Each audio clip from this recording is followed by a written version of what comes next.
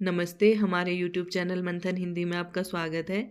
जैसा कि आप जानते हैं, हमारे चैनल के द्वारा एचपीआरसी टीजीटी आर्ट्स कमीशन 2025 के लिए फ्री ऑनलाइन क्लासेस प्रोवाइड कराई जा रही है। यदि आप भी अपनी तैयारी को बेहतर बनाना चाहते हैं तो हमारे चैनल से जुड़ने के लिए चैनल को लाइक, शेयर और सब्सक्राइब अवश्य करें। आज की क्लास में हम समाजशास्त्र के इम्पॉर्टेंट एमसीक्यूज़ करेंगे। ये एमसीक्यूज़ सामाजिक परिवर्तन से रिलेटेड रहेंगे। मैं आपके लिए जो भी प्रश्न लेकर आई हूँ वो नए पाठ्यक्रम पर आधारित है और मैं उसे आपको व्याख्या सहित बताऊंगी। वीडियो में अंत तक बने रहे क्योंकि आज की क्लास आपके आने वाली परीक्षा के लिए काफ़ी महत्वपूर्ण है। अधिक समय न लेते हुए शुरुआत करते हैं पहले प्रश्न से। पहला प्रश्न है, social change is the change in social structure किस परिभाषा से संबंधित है? Option A Ginsberg, option B MacIver, option C Ogburn, option D Davis. किससे संबंधित है ये परिभाषा? Social change is the change in social structure. इसका सही उत्तर है option A Ginsberg. Social change is the change in social structure, सामाजिक परिवर्तन सामाजिक संरचना में परिवर्तन है। ये परिभाषा किसकी है? गिन्सबर्ग से संबंधित है। उनकी पूरी परिभाषा है, by social change I understand a change in social structure. For example, the size of the society, the composition or the balance of its parts or the type of its organization. अन्य समाजशास्त्रियों की परिभाषा है, B MacIver की क्या परिभाषा है? सामाजिक परिवर्तन का तात्पर्य सामाजिक संबंधों या सामाजिक शक्तियों के संतुलन से परिवर्तन से है। ठीक है, जो मैकाइवर की परिभाषा क्या है? सामाजिक परिवर्तन का तात्पर्य सामाजिक संबंधों या सामाजिक शक्तियों के संतुलन में परिवर्तन से है। डी डेविस का क्या है? डी डेविस की परिभाषा है, सामाजिक परिवर्तन का अर्थ केवल सामाजिक संगठन में होने वाले ऐसे परिवर्तन है, अर्थात समाज की संरचना और कार्यों में। सी ऑगबर्न की परिभाषा है, ऑगबर्न ने सांस्कृतिक अंतराल कल्चरल लैग के सिद्धांत पर जोर दिया, जिसके अनुसार भौतिक और गैर भौतिक संस्कृति के बीच परिवर्तन की दर में अंतर के कारण सामाजिक परिवर्तन होता है। प्रश्न संख्या 2, निम्न में से कौन सामाजिक परिवर्तन का जैविक सिद्धांत नहीं है? जैविक सिद्धांत नहीं है, प्रश्न को ध्यान से पढ़ना है। Option A Darwin, option B Spengler, option C Pareto, option D Lamarck. इसका सही उत्तर होगा ऑप्शन नंबर सी पारेटो। पारेटो सामाजिक परिवर्तन के जैविक सिद्धांत से संबंधित नहीं है। व्याख्या, सामाजिक परिवर्तन के जैविक सिद्धांत वे हैं जो समाज के विकास को जैविक विकास की तरह समझते हैं, जैसे जीवों की उत्पत्ति, विकास और पतन। जैविक सिद्धांत से संबंधित विचारक, ए डार्विन, चार्ल्स डार्विन के सिद्धांतों पर आधारित प्राकृतिक चयन और अनुकूलन। स्पेंगलर, उन्होंने सभ्यताओं को जीवों की तरह जन्म, विकास और मृत्यु की प्रक्रिया से जोड़कर देखा। लेमार्क, उन्होंने जैविक विकास में अर्जित गुणों के संचरण की बात की, जिसे कुछ समाजशास्त्री सांस्कृतिक विकास से जोड़ते हैं। सी पारेटो,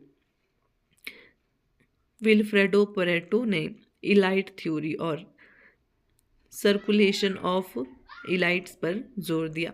उनका दृष्टिकोण सामाजिक और राजनीतिक था, ना कि जैविक, इसलिए उन्हें जैविक सिद्धांतों में शामिल नहीं किया जाता।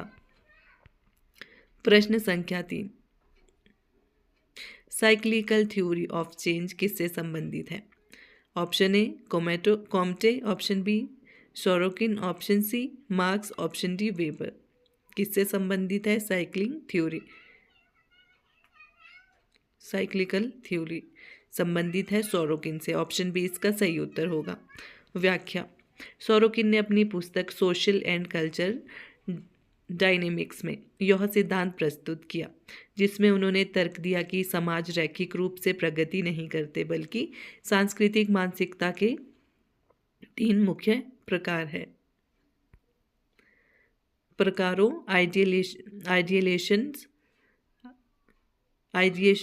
आइडिएशनल आध्यात्मिक और धार्मिक, सेंसेट भौतिकवादी, सांसारिक आइडियलिस्टिक दोनों का संतुलित मिश्रण के बीच चक्रीय रूप में घूमते हैं। अन्य सिद्धांतकार भी चक्रीय सिद्धांतों से जुड़े हैं। जैसे कौन कौन जुड़े हैं? ओसवाल्ड स्पेंगलर और अर्नोल्ड टॉयनबी। उन्होंने सभ्यताओं के जन्म, विकास, पतन और मृत्यु के जीवन चक्र पर ध्यान केंद्रित किया। विलफ्रेडो पोरेटो, उन्होंने सर्कुलेशन ऑफ एलिट्स कुलीनों का परिसंचरण का सिद्धांत दिया। लेकिन दिए गए विकल्पों में से सोरोकिन का नाम चक्रीय परिवर्तन के सिद्धांत के साथ सबसे प्रमुखता से जुड़ा है, इसलिए इसका सही उत्तर है सोरोकिन। प्रश्न संख्या 4, तकनीकी परिवर्तन सबसे अधिक किस मॉडल में सामाजिक परिवर्तन को निर्धारित करता है? ऑप्शन ए संघर्ष, ऑप्शन बी तकनीकी, ऑप्शन सी विकासवादी, ऑप्शन डी सांस्कृतिक। तकनीकी परिवर्तन किससे संबंधित है? तकनीकी से। ऑप्शन बी इसका सही उत्तर होगा। तकनीकी परिवर्तन सबसे अधिक, ऑप्शन बी तकनीकी मॉडल के सामाजिक परिवर्तन को निर्धारित करता है, क्योंकि समाजशास्त्रीय सिद्धांतों में विशेष रूप से विलियम एफ ऑकबर्न के सांस्कृतिक अंतराल सिद्धांत के अनुसार प्रौद्योगिकी को सामाजिक परिवर्तन का मूल कारण माना जाता है, जो सामाजिक संरचनाओं और मूल्यों को बदलती है, जिससे सामाजिक व्यवस्था पर गहरा प्रभाव पड़ता है।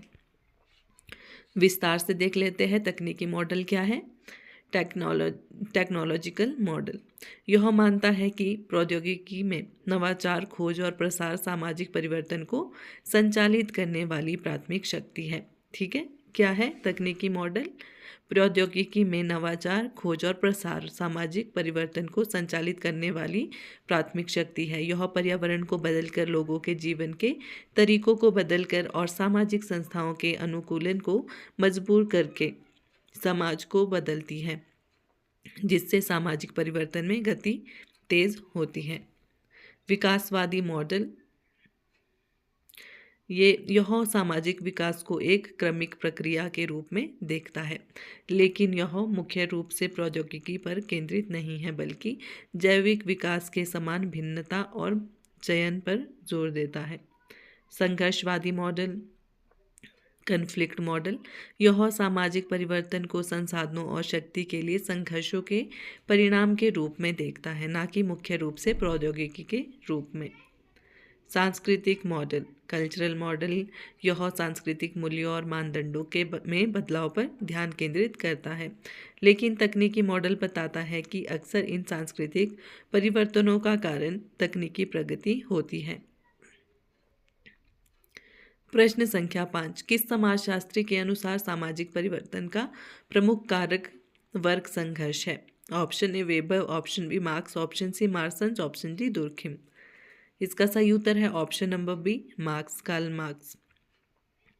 सामाजिक परिवर्तन के प्रमुख कारक के रूप में वर्ग संघर्ष की अवधारणा कार्ल मार्क्स से जुड़ी है, जिसके अनुसार समाज पूंजीपति वर्ग और श्रमिक वर्ग के बीच संघर्ष से विकसित होता है, जो अंततः क्रांति और एक वर्ग विहीन समाज की ओर ले जाता है। मुख्य बिंदु, कार्ल मार्क्स ने तर्क दिया कि समाज का इतिहास वर्ग संघर्ष का इतिहास है, जहां उत्पादन के साधनों पर नियंत्रण और शासक और शोषित वर्गों के बीच संघर्ष होता है, जो सामाजिक परिवर्तन का मुख्य प्रेरक बल है। मैक्स वेबर ने भी सामाजिक संघर्ष को महत्वपूर्ण माना, लेकिन उन्होंने मार्क्स की आर्थिक व्याख्या से आगे बढ़कर शक्ति, प्रतिष्ठा और धर्म जैसे अन्य कारकों को भी सामाजिक परिवर्तन के कारणों में शामिल किया है।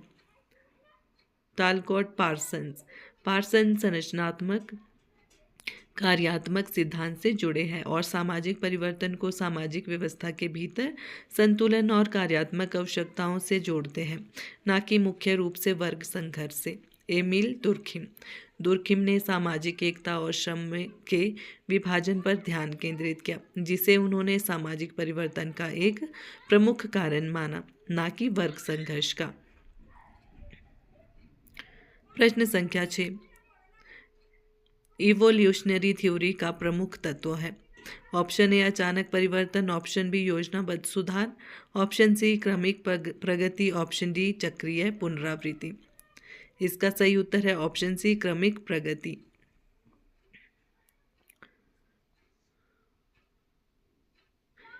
व्याख्या, विकासवादी इवोल्यूशनरी थ्योरी का प्रमुख तत्व ऑप्शन सी क्रमिक प्रगति है, क्योंकि यह बताता है कि जीव सरल रूपों से धीरे धीरे लाखों वर्षों में छोटे छोटे संचयी परिवर्तनों के माध्यम से अधिक जटिल रूपों में विकसित होते हैं, जिसे डार्विन के प्राकृतिक चयन के सिद्धांत और आधुनिक संश्लेषण द्वारा समझाया गया है। क्रमिक गति यह सबसे सही विकल्प है, क्योंकि विकास एक धीमी चरण दर चरण प्रक्रिया है, जिसमें छोटे आनुवंशिक परिवर्तन समय के साथ जमा होते जाते हैं, जिससे नई प्रजातियां बनती है। अचानक परिवर्तन विकास में परिवर्तन जैसी अचानक घटनाएं होती हैं, लेकिन ये परिवर्तन क्रमिक विकास की नींव बनाते हैं, न कि स्वयं विकास का मुख्य सिद्धांत। योजनाबद्ध सुधार विकास एक प्राकृतिक और अनियोजित प्रक्रिया है, इसमें कोई योजना या उद्देश्य नहीं होता। चक्रीय पुनरावृत्ति विकास रैखिक होता है, चक्रीय नहीं, यह आगे बढ़ता है, दोहराता नहीं। इसलिए विकासवाद का सार छोटे लगातार परिवर्तनों के माध्यम से जीवन का निरंतर विकास है। प्रश्न संख्या 7, मॉडर्नाइजेशन अधिकतर किस कारक के से संबंधित है?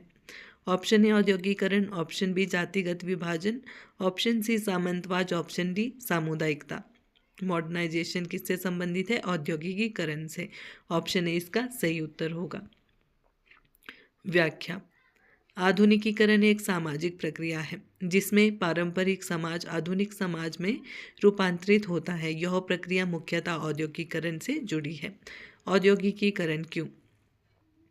यह उत्पादन के साधनों, श्रम विभाजन, शहरीकरण और तकनीकी विकास को बढ़ाता है। इससे शिक्षा, स्वास्थ्य, संचार और परिवहन में सुधार होता है। यह पारंपरिक मूल्यों की जगह आधुनिक मूल्यों जैसे तर्क, दक्षता और व्यक्तिवाद को बढ़ाता है। प्रश्न संख्या 8, योगेंद्र सिंह का मॉडल किससे संबंधित है? ऑप्शन ए संस्कृतिकरण, ऑप्शन बी आधुनिकीकरण, ऑप्शन सी शहरीकरण, ऑप्शन डी वैश्वीकरण। इसका सही उत्तर होगा ऑप्शन बी आधुनिकीकरण।